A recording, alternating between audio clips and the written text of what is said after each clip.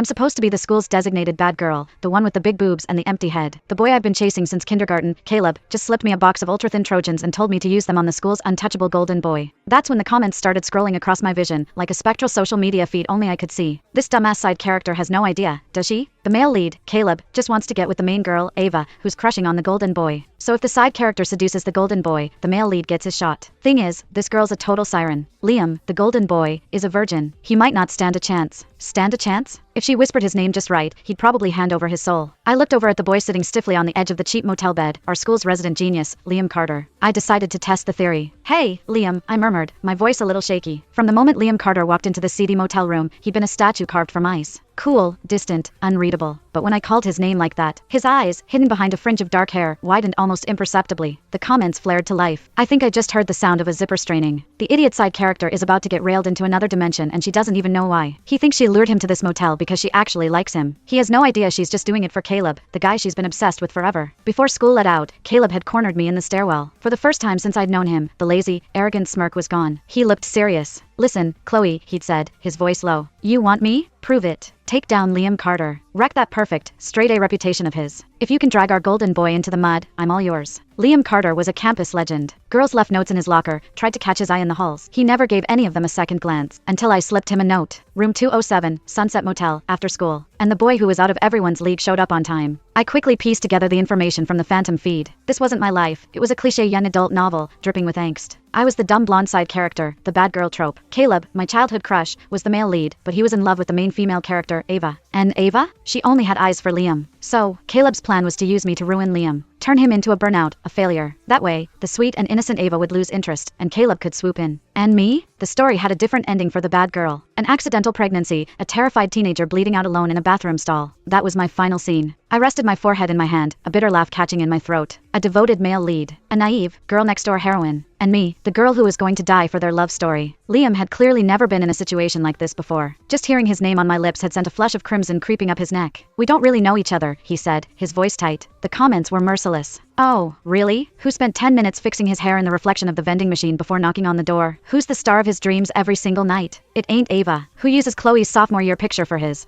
private study sessions? Liam, my man, you are down bad. I leaned in closer, my body brushing against his. The keys in his pocket dug sharply into